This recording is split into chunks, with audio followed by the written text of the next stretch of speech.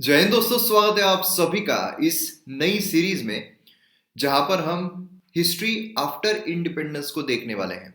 जो modern history है वहां तक हमने जो इंडिपेंडेंस है वहां तक का देख लिया था, मतलब 1947 तक का देख लिया था। लेकिन 1947 के बाद क्या होता है वो भी तो एक हिस्ट्री है। हिस्ट्री मतलब जो भी पास्ट में हुआ है। तो 1947 के बाद जो भी चीजें हुई है वो भी हमें हिस्ट्री में देखने को मिलती है और वो भी एग्जाम पर्सपेक्टिव से इंपॉर्टेंट है, उस पर भी क्वेश्चंस पूछे जाते हैं। इसीलिए अब ये नई सीरीज में, नए कोर्स में हम हिस्ट्री आफ्टर इंडिपेंडेंस को देखने वाले हैं। अगर हम हिस्ट्री आफ्टर इंडिपेंडेंस देखते हैं तो मेंस में इसका रिलेवेंस काफी ज्यादा है। क्वेश्चन जो है वो इस पर पूछा जाता है। प्रीलिम्स अगर आप देखोगे तो रिसेंट ट्रेंड में जो हिस्ट्री आफ्टर इंडिपेंडेंस है उस पर भी क्वेश्चंस पूछे जा रहे हैं।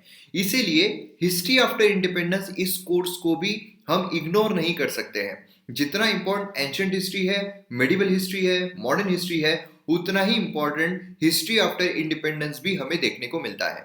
तो यहाँ पर जो पहला लेक्चर है हमारा, उसमें हम post independence consolidation in India, इसके कॉलोनियल लीगेसी को देखने वाले हैं। मतलब कि जो हमने मॉडर्न हिस्ट्री में पढ़ा हुआ है, इन शॉर्ट उसी को हम रिकैप करने वाले हैं, उसी को हम थोड़ा बहुत जो रिवाइज है वो करने वाले हैं। लेकिन यहां पर जो थियोरेटिकल पर्सपेक्टिव देखिए, जैसे मैंने आपको कहा कि इसका रिलेवेंस ज्यादातर मेंस में है।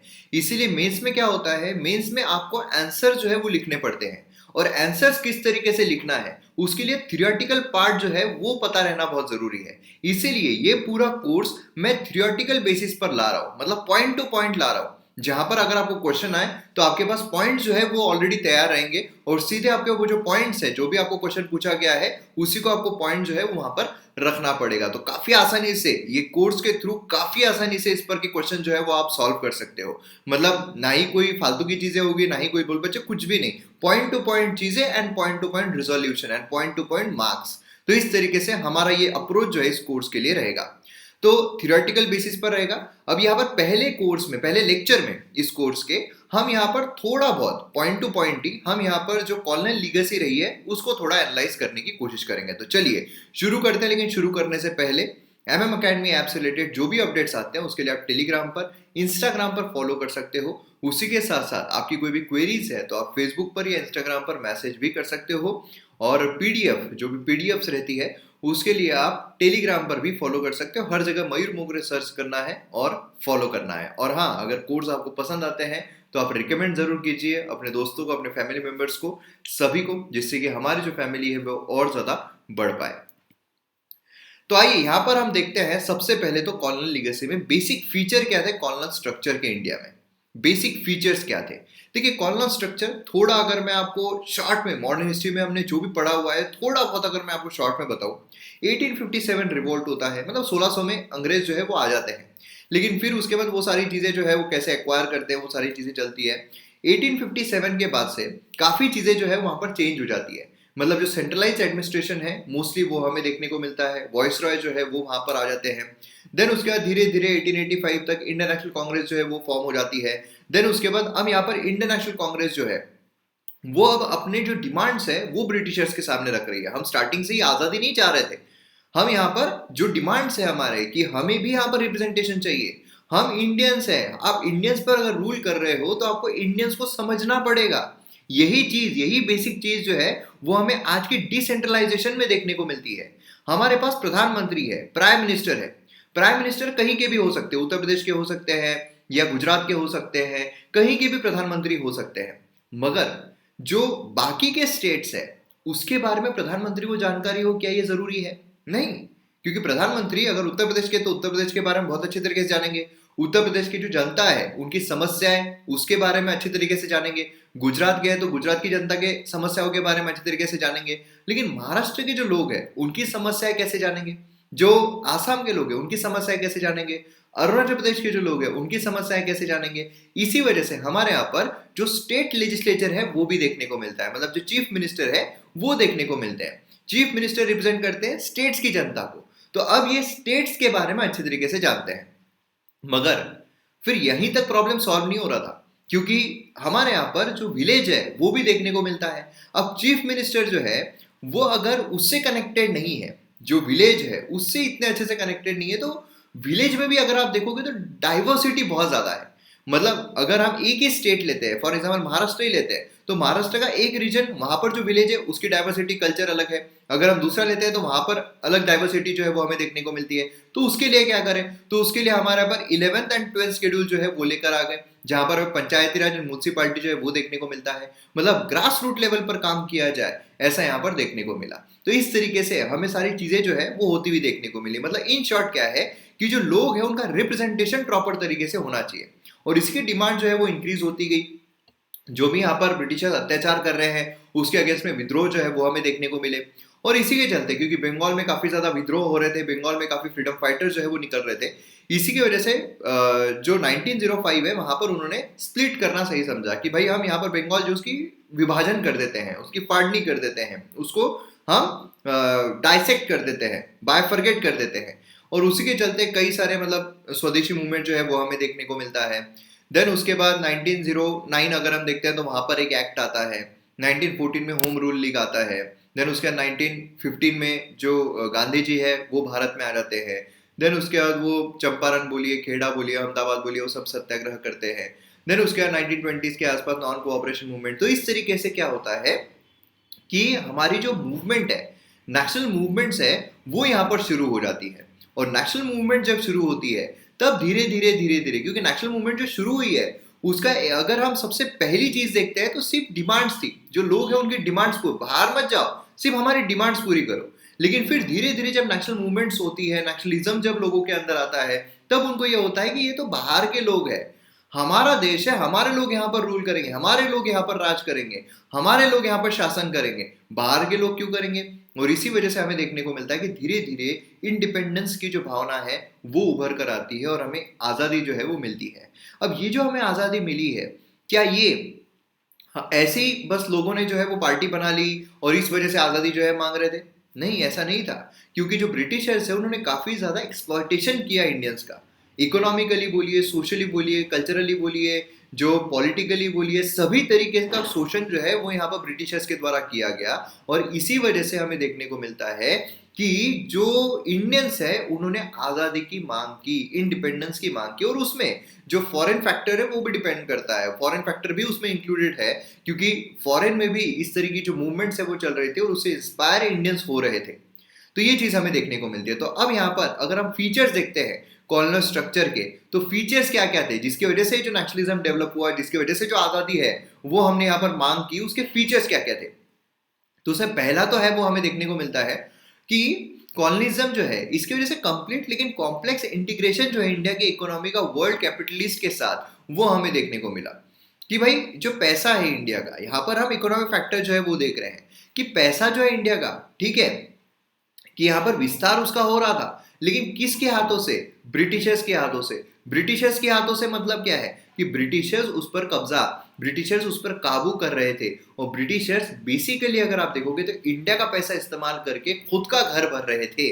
ये चीज हमें देखने को मिलती है। दूसरा अगर आप देखोगे तो यहाँ पर ब्रिटिश इंडस्ट्री को बेटर करने के लिए ब्रिटिशर्स जो है अपनी खुद की इंडस्ट्रियल रिवॉल्यूशन करने के लिए, जैसा है ना, एक इंटरव्यू जो है वो चल रहा था सदगुरु और जो कंगना रनावत है उनके बीच में कन्वर्सेशन चल रहा था। तो कंगना रनावत ने बोली कि अगर हम यूरोप में जाते हैं, लंदन जाते हैं, तो वहाँ पर बहुत बड़ी बड़ी अच्छी अच्छी सड़कें हैं, बहुत अच्छे तरीके के जो इंफ्रास्ट्रक्चर डेवलपमेंट है वो देखने को मिलता है।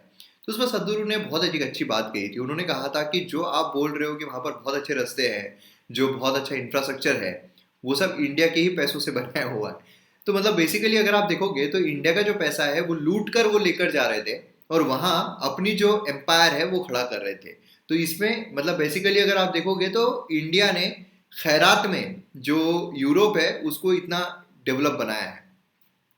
तो यहाँ पर ब्रिटिशर्स की इंडस्ट्री को सूट करने के लिए, बेटर करने के लिए एक स्ट्रक्चर जो है वो उन्होंने बनाया। कैसा स्ट्रक्चर कि भाई यहाँ से इंडिया से रॉ मटेरियल जो एकदम सस्ते दामों पर लेकर जाएंगे।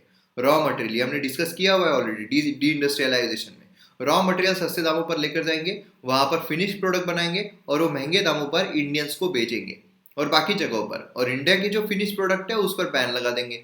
इस तरह की चीजें जो है वो हमें यहाँ पर देखने को मिल रही थी, है ना।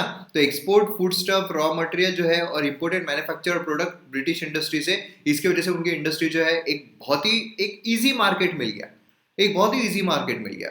थर्ड अगर आप देखोगे तो economic development, science and utilisation, economic surplus, saving, ये सब जो हो रहा था, तो नेट सेविंग अगर हम देखते हैं इंडियन इकोनॉमी की, वो सिर्फ 2.75% थी ऑफ ग्रॉस डोमेस्टिक प्रोडक्ट। कुछ भी पैसा इंडिया में बच नहीं रहा था। जो भी पैसा आ रहा है वो ब्रिटिशर्स की तरफ जा रहा था, या तो उनकी सैलरी देने में ब्रिटिशर्स की, या तो वहां का इंडस्ट्रियल डेवलपमेंट करने में। इसी तरीके से उनकी जेबें भर रही थी, हम यहाँ पर काम कर रहे थे। अब यहाँ पर अगर आप देखोगे तो फोर बेसिक इसमें जो पैसा, यहाँ पर हमारी जो इतनी कम सेविंग थी, तो पैसा जा कहाँ रहा था। एक तो सबसे बड़ा हिस्सा जो है, सबसे बड़ा हिस्सा वो ब्रिटिशर्स खुद ले रहे थे। दूसरा अगर हम नेक्स्ट इसमें आते हैं तो जो इंडिजिनियस लैंडलॉर्ड्स, मनी लेंडर्स थे, जो मतलब आओ कभी हवेली पर बोलने वाले लोग थे, उनके हाथ में जा रहा था। और कुछ हिस्सा, क्योंकि देखिए ऐसा होता है कि जो हमारे प्रोडक्ट्स है उसको बाहर भेजने के लिए थोड़ा बहुत तो खर्चा करना पड़ता है, तो थोड़ा बहुत हिस्सा जो है वो यहाँ पर एग्रीकल्चर के डेवलपमेंट के लिए, इंडस्ट्रीज के डेवलपमेंट में भी किया जा रहा था। अब यहाँ पर इंडिया को, जितना यहाँ पर इंडिया मेहनत कर रहा था, जितना यहाँ पर इंडिया अपनी एनर्जी डाल रहा था, उस हिसाब से इंडिया को बहुत ही कम पैसा मिल रहा था। तो मतलब समझ लीजिए कि ज्यादातर हिस्सा जो है वो ब्रिटिशर्स की तरफ ही जा रहा था।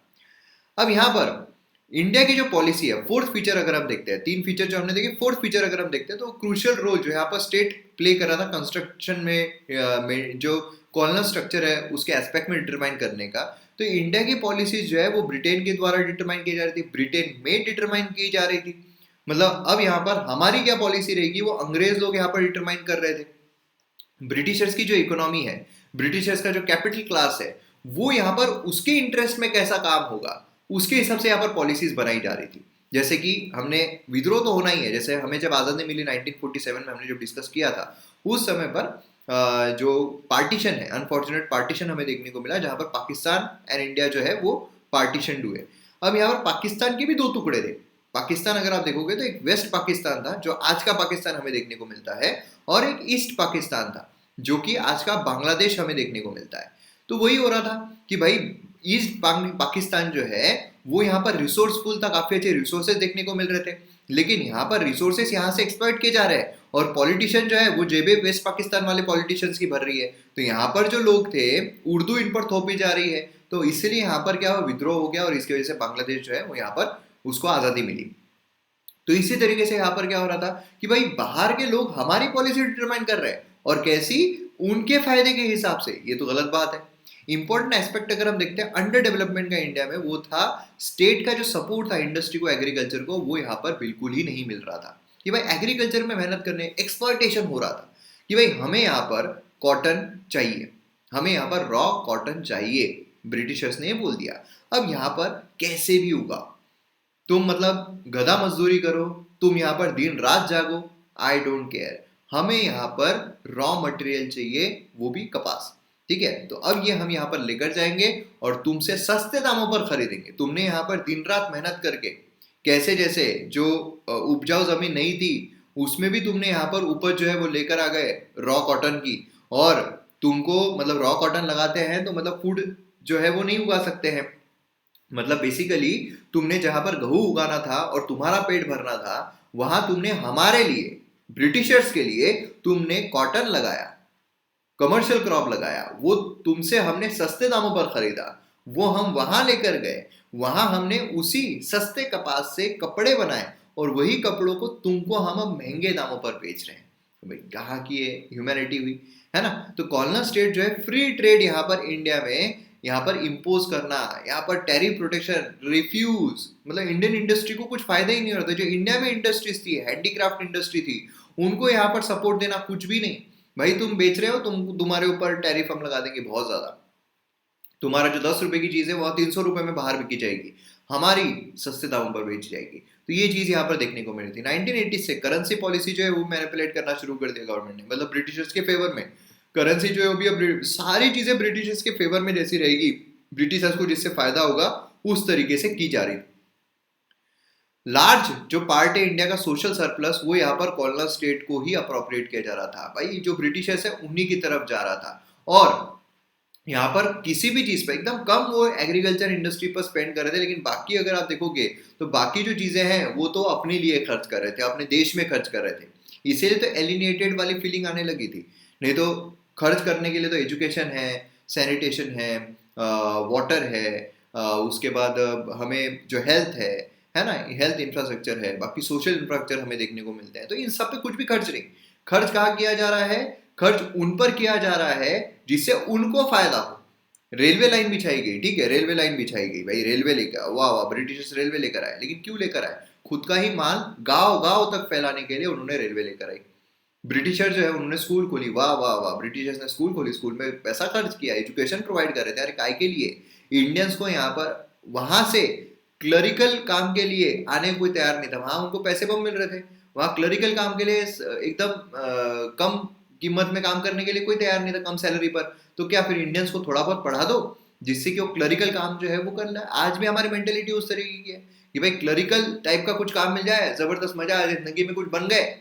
ऐसा नहीं है, आज भी हम वो कॉलोनल माइंडसेट जो है वो लेकर चल रहे हैं। बल्क ऑफ पब्लिक रेवेन्यू जो है एब्सॉर्ब किया जाता है मिलिट्री एक्सपेंडिचर, सिविल एडमिनिस्ट्रेशन। भाई उनकी टेरिटरी को बचाने के लिए, उनकी टेरिटरी को बचाने के लिए हमारे सोल्जर्स वहां मशक्कत करें, और उनके हिसाब से जो इंडिया की टेरिटरी है वो बचाने के लिए यहाँ पर यहीं से उनको पैसा जो है, जो यूरोपियंस भी आ रहे थे यहाँ पर, यूरोपियन सबसे पीछे खड़े रहेंगे, इंडियन सबसे आगे आर्मी में, कि मतलब गला काटना है तो सबसे पहले इंडियंस का काटो, और हमारे जो है वो तो पीछे रहेंगे, बस ऑर्डर देते रहेंगे, और सैलरी भी इनको सबसे ज्यादा, और कहाँ से आ रही है? इंडिया, इंडिया से ही सैलरी उनको दी जा रही है। ये तो भाई गलत हो गया ना। इंडियन टैक्स स्ट्रक्चर जो है हाईली इनइक्विटेबल हमें देखने को मिल रहा था। भाई अपर जो ग्रुप है उनको कम, जो लोअर ग्रुप है उनसे ज्यादा शोषण कर लेना, उनको ज्यादा टैक्स में पैसे लेना, इस तरह की चीजें जो है वो हमें देखने को मिल रही थी। इकोनॉमिक बैकवर्डनेस बहुत ही बुरी तरीके का था। मतलब इंडस्ट्रियल रिवॉल्यूशन जो है ब्रिटेन में, उसकी वजह से पावरफुल क्लास जो है वो डेवलप हुआ, बहुत ही अमीर लोग डेवलप हुए, इंडस्ट्रियल रिवॉल्यूशन हुआ, सबने यहाँ पर जो मतलब समझ लीजिए कि बहुत अमीर अमीर लोग वहाँ पर बन गए। उन्होंने बोला कि यार मोनोपोली जो है, ब्रिटिशर्स की मोनोपोली यहाँ पर है, ईस्ट इंडिया कंपनी की मोनोपोली यहाँ पर है इंडिया में, तो हमें भी वो मार्केट चाहिए भी। अब हम भी यहाँ पर बिजनेसमैन हैं, हमें भी इंडिया का मार्केट चाहिए, तो अब उनकी मोनोपोली खत्म करो। तो फाइनली फिर 1813 में जो मोनोपोली है वो खत्म कर दिया। बाद में 1833 में मोनोपोली जो है इस तरीके से मतलब फेज मैनर में खत्म कर दी जाती है। इसकी वजह से नया फेज जो है ब्रिटेन की इकोनॉमिक रिलेशन विद इंडिया, ये यहाँ पर शुरू होता है, जहां पर गवर्नमेंट जो है अब यहाँ पर फ्री ट्रेड, अनरिस्ट्रिक्टेड एंट्री जो है ब्रिटिश गुड की इंडियन मार्केट में, हाँ कुछ भी नहीं, जो तुमको करना है करो, जिस तरीके से करना है करो, बस ब्रिटेन को अमीर बनाओ, यूके को अमीर बनाओ, और यही काम यहाँ पर चल रहा था। इसीलिए क्या हुआ कि हमारा यहाँ पर जो इकोनॉमिक जो स्टैग्नेशन है वो देखने को मिला, ड्रेन ऑफ वेल्थ जो है वो हमें देखने को मिला, पैसा यहाँ से वहां जा रहा था, मजा नहीं आ रहा था, इस तरीके के काम हो रहे थे। डी इंडस्ट्रियलाइजेशन, जैसा मैंने अभी आपको बताया, मैंने आपको मॉडर्न हिस्ट्री के लेक्चर्स में भी एक्सप्लेन किया था कि यहाँ पर आर्टिसंस, हैंडीक्राफ्ट्समैन जो थे, ये क्या करते थे, मतलब हमारे यहाँ पर क्या था, हमारे यहाँ बहुत अच्छा अच्छा हाथ से बनाने वाले कारीगर थे, बहुत ही जबरदस्त आर्ट था, है ना, आर्टिस्ट, बहुत जबरदस्त आर्टिस्ट थे। अब ये जो आर्टिस्ट है हाथ से बनाई हुई चीजें बाहर के देशों में बेचा करते थे। अब जब भारत में भी बेचा करते थे और बाहर के देशों में बेचा करते थे। अब जो यूरोप में हमारा माल जा रहा था, हमारी इंडस्ट्रीज का माल जा रहा था, वो फिनिश प्रोडक्ट है, उस माल पे उन्होंने हाई ड्यूटी लगा दी। मतलब जो 10 रुपए का माल था अब वो 300-400 रुपए का उनके देश में बेचा जा रहा था। तो लोग खरीदेंगे क्या? नहीं खरीदेंगे। स्टिल इंडिया के हैंडीक्राफ्ट का इतना क्रेज था वहां पर कि फिर भी लोग वहां पर खरीदने को तैयार थे। ब्रिटिशर्स की झल्लाई, ब्रिटिश ने बोला आली रे आली, आता माझी बारी आली, आता माझी सटक ली। तो ब्रिटिशर्स ने बोला कि भाई अब हमें जो भी वहां पर भारत की बनी हुई चीजें पहनी हुई दिखेगा, उस पर हम इतने इतने पाउंड्स का जो फाइन है वो लगा देंगे। मतलब इस हद तक उनको जाना पड़ा कि इंडियन जो चीजें हैं वो पहनने के लिए उनको उन पर फाइन लगानी पड़ी। तो ये हो गया, इंडिया का जो प्रोडक्ट्स है वो उन्होंने वहां पर पूरे फेज आउट कर दिए, खत्म कर दिए। अब इंडिया में जो इंडिया का माल बिके जा रहा था उसको भी उन्होंने खत्म किया। कैसे किया? तो इंडिया से जो रॉ मटेरियल्स है, समझ लो कपास है, कपास वो सस्ते दामों पर ब्रिटेन में लेके जा रहे थे, वहां पर वो मशीन से फिनिश प्रोडक्ट कपड़े जो है वो बना रहे थे और कपड़े यहाँ पर बेच रहे थे। अब जब कपड़े बेच रहे थे तो यहाँ पर वो बोल रहे थे कि भाई तुम्हारा जो खादी है, तुम्हारा जो कपड़ा है वो तो ऐसा ही है, हम यहाँ पर फिनिश प्रोडक्ट बना रहे हैं, ये अपग्रेडेड माल है। तो होता है ना कि भाई जारा के कपड़े पहनो, भाई जैक एंड जोन्स के कपड़े पहनो, भाई ये ब्रांड के कपड़े पहनो ना, वो ब्रांड के गुच्ची के कपड़े पहनो। तो ये जो चीज है इसकी वजह से वहां पर भी लोगों को लगा कि यार वहां से माल आ रहा है, अच्छा दिखूंगा मैं, यार टाई वाई पहन के, सूट बूट पहन के, है ना। तो इस तरीके से क्या हुआ कि धीरे धीरे इंडिया में उन वो माल का क्रेज जो है वो बढ़ने लगा। तो इंडिया के जो हैंडीक्राफ्ट्स है वो अब यहाँ पर खत्म होने लगे, इंडिया में भी खत्म होने लगे। लेकिन स्टिल जो गांव है वहां पर अब भी इंडिया की ही जो बनाई हुई चीजें हैं वो पहनी जाती थी। तो उन्होंने क्या किया, रेलवे लेकर आ गए, जहां से अब शहर शहर गांव गांव तक उनका माल जो है ब्रिटिशर्स का वो जा रहा था। और इस तरीके से उन्होंने इंडिया का जो माल है बाहर से भी खत्म कर दिया, डोमेस्टिक मार्केट से भी खत्म कर दिया। अपना जो माल है वो उन्होंने वहां पर भी यहाँ पर भी हर जगह फैला दिया। तो इस तरीके से क्या होता है कि इंडिया के जो हैंडीक्राफ्ट्स है वो यहाँ पर पूरे खत्म हो जाते हैं। इंडिया की जो इंडस्ट्री है वो बंद हो जाती है। इंडिया की इंडस्ट्री बंद हो गई तो अब वहां पर इंडस्ट्री में काम करने वाले जो लोग हैं वो अब अनएम्प्लॉयड हो गए हैं, बेरोजगार हो गए हैं। तो अब बेरोजगार होने के बाद वो क्या करेंगे, वो वहां पर रहेंगे क्या, नहीं, वो अपने गांव चले जाएंगे। गांव गए, वहां पर उन्होंने देखा कि यार रायतवाड़ी महलवाड़ी सिस्टम अंग्रेजों ने लेकर आई है, इसके वजह से तो हमारी जमीन जो है वो भी चली गई है। मतलब एक जिसके पास जमीन थी, एग्रीकल्चर करता था, वो शहर में आया था, वहां पर इंडस्ट्री में काम करता था, अच्छा खासा पैसा कमाता था, उससे उसका कामकाज भी चला गया, जमीन भी चली गई। अब वो लैंडलेस लेबर बनकर रह गया था, खुद की जमीन पर वो रेंट पर, किराए पर काम कर रहा था। तो इस तरीके से ब्रिटिशर्स ने जो लोग हैं उनकी हालत की थी। तो यहाँ पर आर्टिसंस, हैंडीक्राफ्ट्समैन जो है, चीप मैनमेड गुड्स यहाँ पर इंडियन मार्केट में फ्लड हो चुके थे। ट्रेडिशनल मीन्स ऑफ लाइवलीहुड जो है वो यहाँ पर पूरी तरीके से चला गया था। जो इंडस्ट्रियलाइजेशन है इंग्लैंड में, टेक्सटाइल इंडस्ट्री जो है इंपॉर्टेंट हेडवे बन चुकी थी। रिवर्स डायरेक्शन, मतलब यहाँ पर जो अब इंडिया का माल जो जा रहा था, अब यहाँ पर ब्रिटिशर्स का माल जो है वो यहाँ पर हमें देखने को मिल रहा था। फ्री एंट्री जो है ब्रिटिशर्स के माल को यहाँ पर दी जा रही थी। इंडिया का हैंडीक्राफ्ट जो है उनको हेविली टैक्स किया जा रहा था, दूसरी कंट्री में जाने वाला। और इस सिलसिले में जो इंडस्ट्रियलिस्ट है वो अब यहाँ पर तहस नहस हो रहे थे। ब्रिटिश गवर्नमेंट ने यहाँ पर प्रोटेक्टिव टैरिफ जो है वो इम्पोज कर दिया इंडियन टेक्सटाइल पर। कुछ ही साल में इंडिया जो है जो एक्सपोर्ट किया करता था, अब वो यहाँ पर इम्पोर्टर जो है वो बन चुका था। ये जो रॉ कॉटन है उसका एक्सपोर्टर बन गया था, और जो ब्रिटिश क्लोथ्स है उनका इम्पोर्टर बन गया था। तो इसकी वजह से क्या हुआ, पूरी की पूरी यहाँ पर माइग्रेशन जो है, माइग्रेशन टू रूरल एरियाज, क्योंकि अब उनकी जॉब चली गई थी तो अब रूरल एरिया में उनका माइग्रेशन जो है वो हमें देखने को मिला। और उनकी जमीन भी छीन ली गई थी। अब वो एग्रीकल्चर लेबर्स एक लैंडलेस लेबर जो है वो बनकर यहाँ पर रह गया था। तो ये जो है ये थियोरी काफी इंपॉर्टेंट है, इसी तरीके से अगर आप एग्जाम में लिखोगे तो बहुत अच्छे पॉइंट्स आपको मिल सकते हैं। देन रूरलाइजेशन ऑफ इंडिया, जैसे मैंने आपको कहा कि डी इंडस्ट्रियलाइजेशन जो उसकी वजह से बहुत सारी सिटीज जो है अब वो डिक्लाइन होना शुरू हो गई, वहां पर लोग अब सर्वाइव नहीं कर पा रहे थे, तो कहाँ जाएंगे, गाँव में जाएंगे। तो रूरलाइजेशन जो है इंडिया का वो हमें देखने को मिला। काफी सारे आर्टिसंस अब फिर से अपने विलेज में फिर से एग्रीकल्चर जो है उसी पर जा रहे थे। उसकी वजह से एग्रीकल्चर जो है उसका भी ओवरबर्डन हमें देखने को मिल रहा था। वहां पर ओवरबर्डन होने की वजह से जो गरीबी है वो यहाँ पर काफी ज्यादा बढ़ चुकी थी। मतलब कल्टीवेटर जो है अब उनके पास एग्रीकल्चर में इन्वेस्ट करने के लिए पैसे, पहले तो वहां पर कमा रहे हैं, एक भाई खेती पे काम कर रहा है, एक भाई इंडस्ट्री में काम कर रहा है। तो अब इंडस्ट्री में काम करने वाला भाई जो है वो खेती में खर्च करने के लिए अपने भाई को पैसे भेजता था। अब यहाँ पर दोनों भाई जो है वो अब खेती पर आ गए, एग्रीकल्चर में इन्वेस्ट करने के लिए कुछ नहीं है। जो सुपीक जमीन थी अब वो इनफर्टाइल होती जा रही है, उसमें भी अब वो बोल रहे हैं कि भाई इतने इतने जमीन में तुमको अनाज नहीं उगा सकते हो, इतने इतने जमीन में तुमको कैश क्रॉप ही उगाना पड़ेगा। तो अब खाना जो है वो भी कम हो गया है। तो इस तरीके से क्या हो रहा है कि अब यहाँ पर पूरा जो स्ट्रक्चर है वही यहाँ पर बिगड़ चुका था। मतलब यहाँ पर जो लैंड है उसका भी फ्रेगमेंटेशन हमें देखने को मिल रहा था। कुछ जमीन अब बेचनी पड़ रही थी लोगों को, कुछ जमीन सर्वाइव नहीं कर पा रहे थे। पीजेंट जो है ऑलरेडी सफर कर रहे थे। मनी लेंडर जो है, क्योंकि अब पैसा चाहिए एग्रीकल्चर में तो किसके पास जाएंगे, मनी लेंडर के पास जाएंगे। मनी लेंडर बोलता था आओ कभी हवेली पर, उनकी जमीन जो है वो गिरवी रख लेता था, और फिर पैसे नहीं दे पाए तो जमीन भी ले लेता था।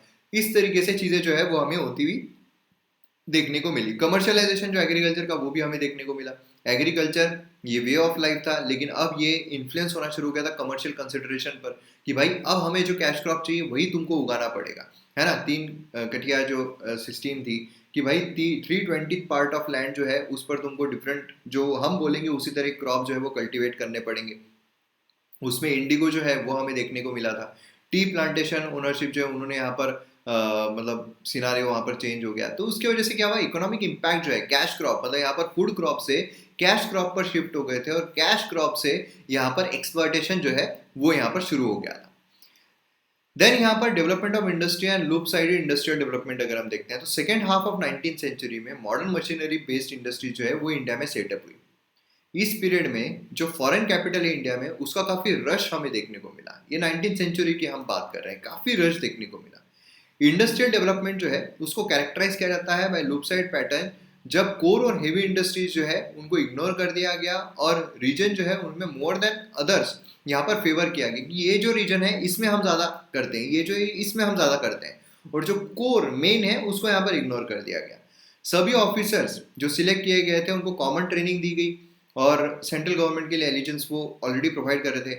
मॉडर्न इंडस्ट्रीज जो है वो यहाँ पर इंडिया में डेवलप तो हुई, लेकिन second half of 19th century से। और दोनों ही अगर आप देखोगे terms of production and employment, level of industrial development जो है वो यहाँ पर स्टंटेड थी। मतलब ऐसा नहीं था कि बहुत ही जबरदस्त जो कामकाज है, बहुत ही जबरदस्त एम्प्लॉयमेंट अपॉर्चुनिटीज जो है वो प्रोवाइड कर रहा है, जबरदस्त प्रोडक्शन जो है वो हमें देखने को मिल रहा है, ऐसा कुछ हमें देखने को नहीं मिल रहा था। और जो हैंडीक्राफ्ट इंडस्ट्री है जो यहाँ पर डिस्प्लेस हो गई थी, खत्म हो गई थी, उसको कंपेंसेट करने के लिए भी यहाँ पर इतना बड़ा कुछ हुआ नहीं था। इंडस्ट्रियल डेवलपमेंट मेनली यहाँ पर कॉटन, जूट, टी इसी पर कन्फाइंड थी, और शुगर, सीमेंट, पेपर जो है 1930s तक हमें देखने को मिली। देन उसके बाद ट्रांसपोर्ट एंड कम्युनिकेशन, उसका डेवलपमेंट अगर हम देखते हैं तो 1940s इंडिया जो है 65 miles of paved road and 42,000 miles of railway track जो है ये यहाँ पर देखने को मिल रहा था। रोड और रेलवे जो है वो rapid transit of goods, persons ये पॉसिबल करा रहे थे, क्योंकि बेसिकली जो रेलवे है बनाई उसलिए गई थी ना कि हम गुड्स को यहाँ से वहाँ ट्रांसफर कर सके, रॉ मटेरियल को फटाफट यहाँ पर लाकर वहाँ भेज सके, जो फिनिश प्रोडक्ट है उसको फटाफट यहाँ पर लाकर गांव तक भेज सके।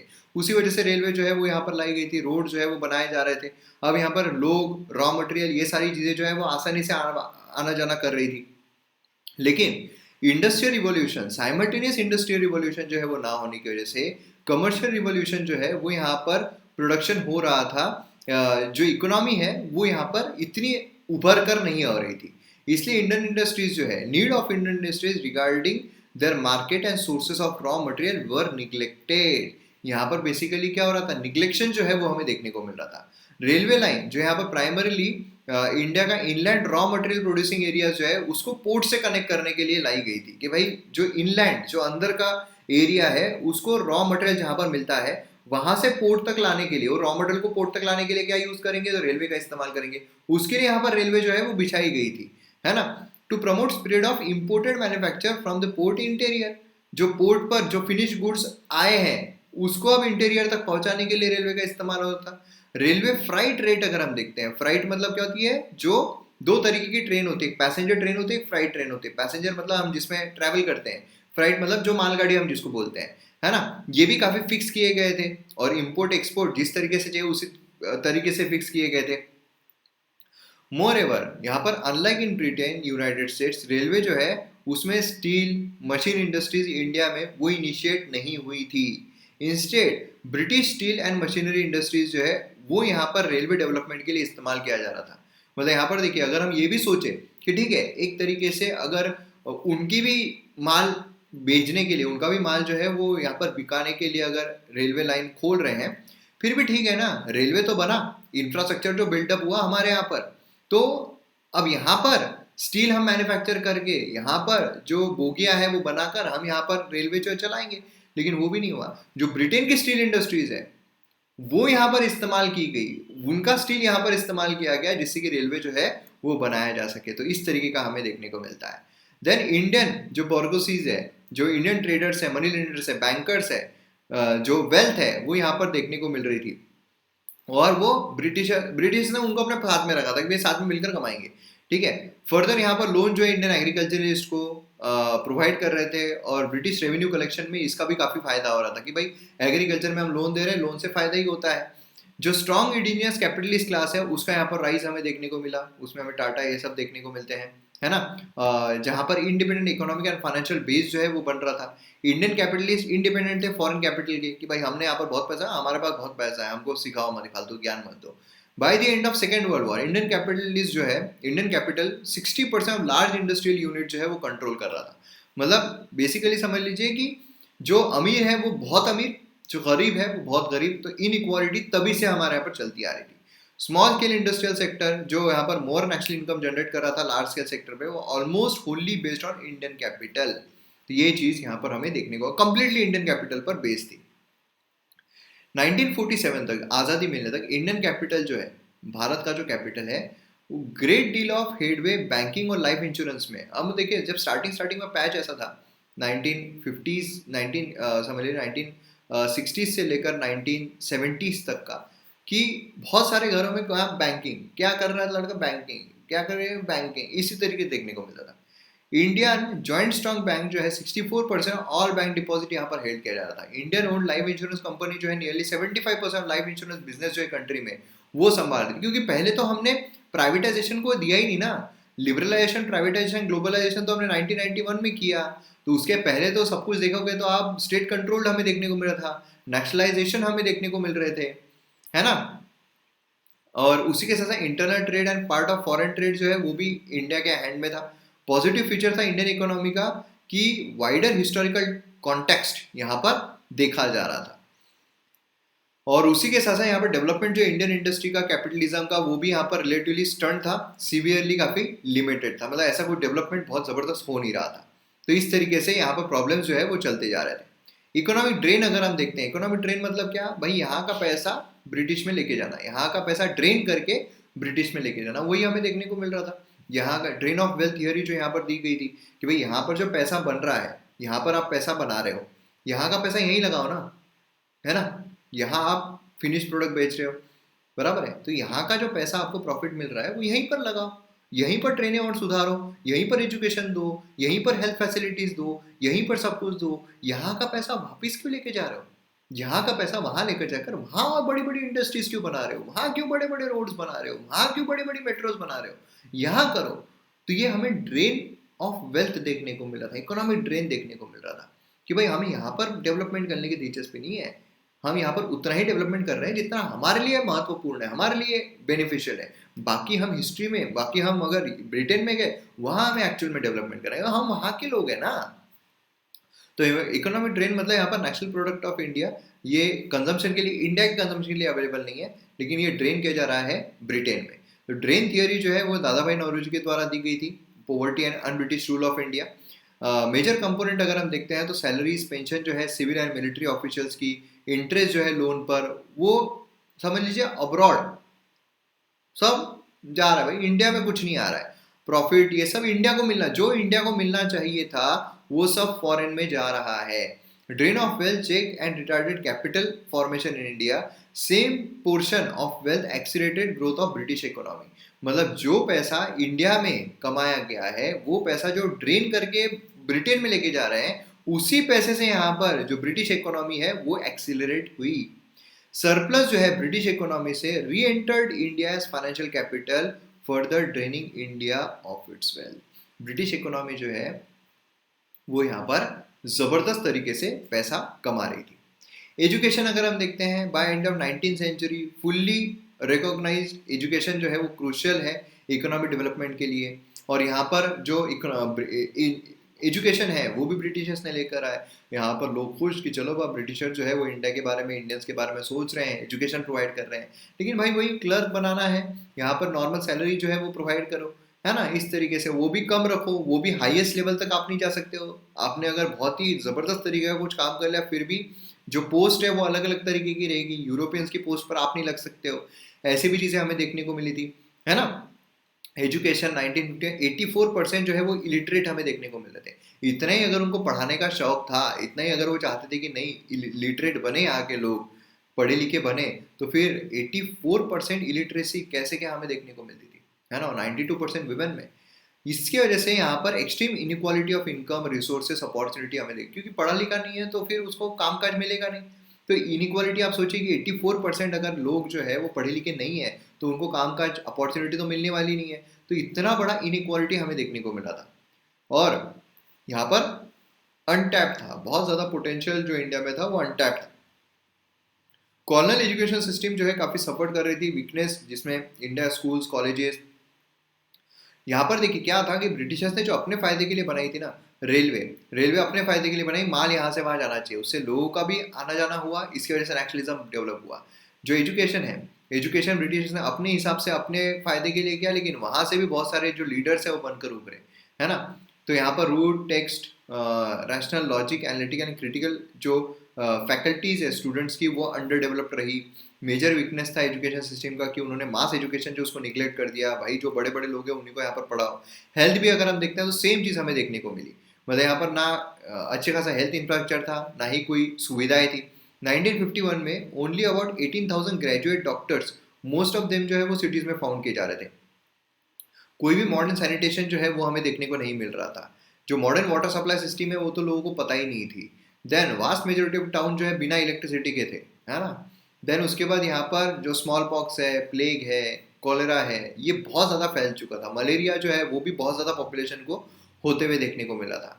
अंडर डेवलपमेंट जो है रीजनल लैंग्वेजेस का, जो रीजनल लैंग्वेजेस है भाई, वो उन्होंने क्या किया, उन्होंने यहाँ पर इंग्लिश लैंग्वेज जो है वो बढ़ानी है। क्यों, हमको समझ में आनी चाहिए ना, हम ब्रिटिशर्स है, हमको इंग्लिश समझ में आती है तो इंग्लिश में हम पढ़ाएंगे, इंग्लिश ही तुम बोलो, बाकी रीजनल लैंग्वेज क्यों हम पढ़ाएंगे। तो ब्रिटिशर जो है उन्होंने यहाँ पर जनरल एजुकेशन सिस्टम लेकर आए जो इंग्लिश पर बेस्ड थी, common language, higher education entire country के लिए। आज अगर आप देखोगे तो वेरियस लैंग्वेजेस में भी आप एजुकेशन जो है वो परसीव कर सकते हो। इंग्लिश बेस्ड एजुकेशन जो है नेगेटिव कॉन्सिक्वेंसेज इसके हुए। एक तो सबसे बड़ा कॉन्सिक्वेंस जो अब भी हमें देखने को मिलता है कि उसको एक स्टैंडर्ड की तरह देखा जाता है। इंग्लिश आती है मतलब आप बहुत उच्च स्तर के हो, इंग्लिश नहीं आती है ये तो ऐसा ही है ना, ऐसा देखा जाता है। जबकि जिनको इंग्लिश नहीं आती उन्होंने बहुत बड़ी बड़ी कारकिर्दी जो है वो हासिल की है। एक वाइड गर्ल जो है एजुकेटेड और मासेस के बीच में यहाँ पर क्रिएट हो गया। सेकंड, यहाँ पर इंग्लिश जो है उसने यहाँ पर फुल्ली डेवलपमेंट जो है इंडियन लैंग्वेजेस का वो यहाँ पर प्रिवेंट कर दिया, अच्छे तरीके डेवलपमेंट नहीं हुआ। आज भी अगर हम देखें, अगर कोई हिंदी बात करता है तो हिंदी का भी क्या हम उच्चारण सही तरीके से ले पाते हैं, हिंदी के भी जो शब्दकोश है उसको क्या हम सही तरीके से उपयोग कर पाते हैं, नहीं कर पाते हैं। हम बीच बीच में यहाँ पर इंग्लिश वर्ड्स जो है, जैसे वर्ड्स शब्द, ये घुसेड़ ही देते हैं, है ना। तो ये चीज़ हमें देखने को मिलती है। देन उसके बाद आती है लीगल सिस्टम। लीगल सिस्टम अगर आप देखोगे कॉलोनल स्टेट का, ये क्वाइट पैराडॉक्सियल है भाई, ये ऑटोक्रेटिक इस पर बेस्ड है। मतलब ठीक है, उन्होंने रूल ऑफ लॉ ये सारी चीज़ें तो बोलने के लिए जो थी वो तो लेकर आए, लेकिन उसी के साथ ये भी था कि जो यूरोपियन इंसान है उसको इंडियन जज जो है वो स्यू नहीं कर सकता है, उसका प्रोसिक्यूशन नहीं कर सकता है। तो यहाँ पर बेसिकली क्या है, लॉ जो है वो लेकर आ गए, कोर्ट्स लेकर आ गए, लेकिन उस पर जो चेक है वो सही तरीके से नहीं है। ऑटोक्रेटिक बिहेवियर हमें देखने को मिला। जो अमीर लोग थे वो इससे भी पैसे देकर छूट जाते थे, करप्शन करके छूट जाते थे, लेकिन वही अगर हम देखते हैं गरीब लोग तो वो बेचारे फंसे रह जाते थे, है ना। तो ये जो लॉज है ये ऑफन रिप्रेसिव हमें देखने को मिल रहे थे, मतलब इंडियंस के लिए फ्रेम नहीं किए गए थे, एक प्रॉपर सिस्टम के लिए फ्रेम नहीं किए गए थे। ये बेसिकली जो लोग हैं उन पर अत्याचार करने के लिए किए गए थे। एक सेपरेशन ऑफ पावर जो है between administrative judicial functioning, same civil servant जो है वो डिस्ट्रिक्ट कलेक्टर एज अ जज एंड उसी के डिस्ट्रिक्ट मजिस्ट्रेट की तरह आज भी होता है ना, डिस्ट्रिक्ट कलेक्टर कहीं कहीं पर डिस्ट्रिक्ट कलेक्टर, कहीं कहीं पर डिस्ट्रिक्ट मजिस्ट्रेट, शब्द जो है वो वैसे ही घूम रहे हैं। डिस्ट्रिक्ट मजिस्ट्रेट यही जज का काम कर रहे हैं, यही यहाँ पर कलेक्टर का काम कर रहे हैं, सब कुछ यही यहाँ पर देख रहे हैं, है ना। तो बायस्ड मैनर में जो चीज़ें हैं वो हमें देखने को मिल रही थी, मतलब यूरोपियन जो है उनको जस्टिस मिले एंड ये हो फलाना डिमका, ये सारी चीज़ें जो है वो हमें देखने को मिल रही थी। जो कॉलोनल रूलर्स हैं certain amount of civil liberties जो उनको प्रोवाइड की जा रही थी, लेकिन वही इंडियंस अगर हम देखते हैं तो उनको प्रोवाइड नहीं की जा रही थी। जो फ्रीडम्स है ये यहाँ पर increasing tempered attacks even in normal times. At for British statesman administrator जो है स्ट्रांगली और कंसिस्टेंटली यहाँ पर रजिस्ट कर रहे थे idea of representative regime in India, कि भाई यहाँ पर नहीं होना चाहिए, इस तरह की चीज़ें जो है वो पाई जा रही थी। देन यूनिटी ऑफ इंडिया अगर हम देखते हैं, कॉलोनल स्टेट ने यहाँ पर ग्रेटर पॉलिटिकल और एडमिनिस्ट्रेटिव यूनिफिकेशन जो इंडिया में लेकर आ गए, क्योंकि जो भी वो ला रहे थे पूरे इंडिया के लिए ला रहे थे, जो भी वो कर रहे थे पूरे इंडिया में हो रहा था। पूरे इंडिया में मतलब पहले ऐसा था, पहले अलग अलग राजा लोग थे, तो मतलब समझ लो कि राजा लोग है, तो यहाँ पर जो चीज़ चल रही है, यहाँ पर जो कानून है, यहाँ पर अलग कानून है, यहाँ पर अलग कानून है, यहाँ पर अलग कानून है। लेकिन अब ऐसा हो गया था कि अब सभी जगह पर सेम कानून है, तो अगर यहाँ का इंसान जो है वो अगर भुगत रहा है तो यहाँ का इंसान भी सेम चीज़ें भुगत रहा है, तो ये इंसान और ये इंसान सेम चीज़ें दोनों यहाँ पर साथ में आ गए कि भाई तेरा भी, तेरी भी फट रही, मेरी भी, अरे सेम है यार अपन, ऐसा हो गया।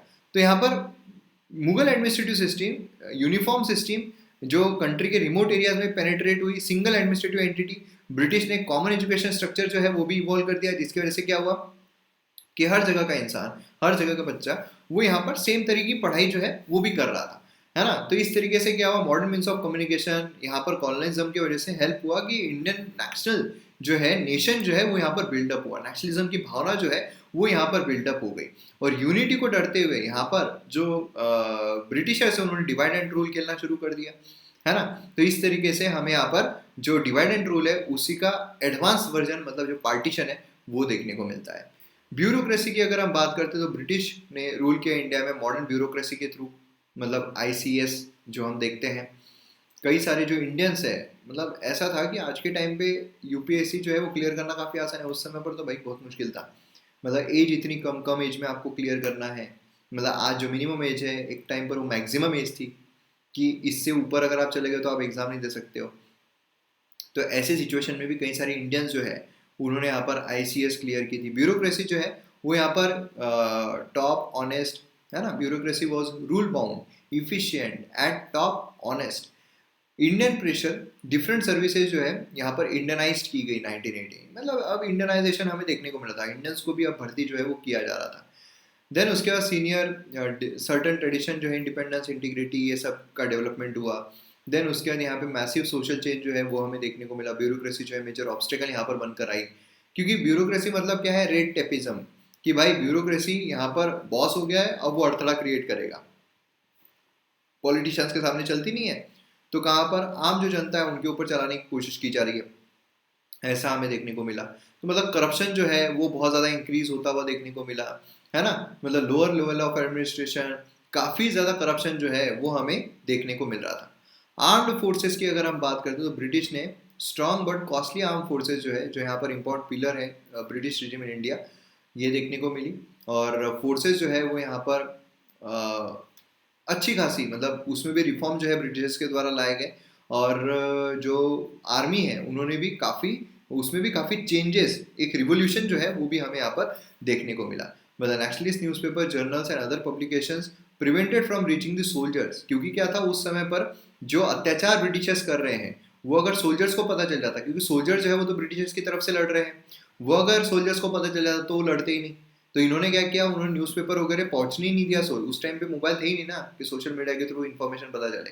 तो इस तरीके से क्या हुआ कि उन्होंने न्यूज़पेपर वगैरह पहुंचने ही नहीं दिया सोल्जर्स के पास, कि उनको पता ही नहीं, उनमें नेशनलिज्म की भावना ही ना उत्पन्न हो। तो ये हुआ, है ना। और independent India contrast to newly created Pakistan, तो इस तरीके से क्या हुआ, अपॉलिटिकल जो आर्मी है वो अपॉलिटिकल हमें देखने को मिली। इस तरीके से हमारा जो फर्स्ट लेक्चर है कॉलोनियल लीगेसी ये खत्म होता है। मैं उम्मीद करता हूँ आपको वीडियो पसंद आया होगा। मिलते हैं हम नेक्स्ट लेक्चर में। जय हिंद।